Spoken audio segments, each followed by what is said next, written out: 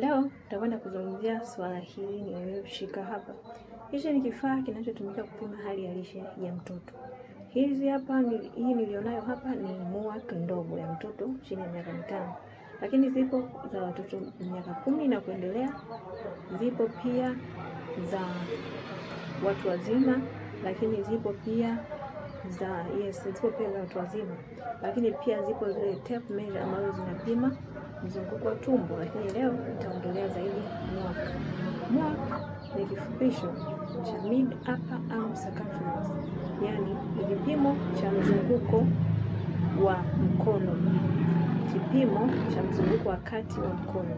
Yes, maanake ni kwamba hii inazungushwa katika mkono wa mtoto namna hii, ikizungushwa chini ya katikati ya mkono wa mtoto, ndipo tunakuja moja kwa moja kusoma hizi namba kwenye mishale iliyoingiliana hapa. Utepe huu una rangi 3. Rangi ya kwanza ni kijani, rangi ya pili ni njano, na rangi ya tatu ni nyekundu. Hizi rangi zote zina maana yake. Rangi ya kijani inaonyesha ni hali nzuri ya lishe, yaani mtoto huyu yuko kwenye hali nzuri ya lishe. Lakini rangi ya njano maana kuwa mtoto huyu ana utapiamlo wakati, maana kwamba hali yake sio nzuri sana kiafya, kilishe.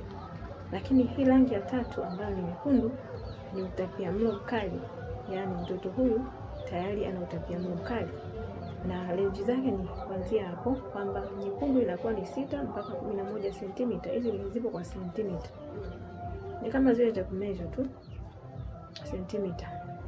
Kwa mtoto anaingizwa hapa kwenye mkono hivi, inazungushwa kwenye mkono hapa hivi, hapa tunapima nusu ya hapa mpaka hapa, afu unaingizwa hapa. Huu ni mdogo ndio maana tunatumia hapa chini. Kwa hiyo kishazungushwa na kuja kusoma hapa, utaki kukazwa sana wala utaki kulegea. Kiingia hapo ndio unasoma hapa hizi namba. Kwa hiyo ikionyesha hivyo, maana mtoto huyu kama ikionyesha kwenye red, maana huyu ndio anatakiwa kulazwa kabisa kupata matibabu ya ile utapiamlo ya kulazwa.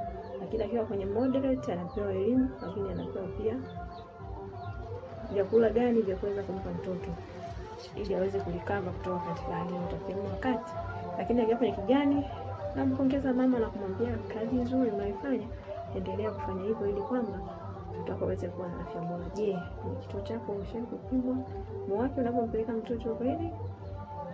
Ndio au hapana?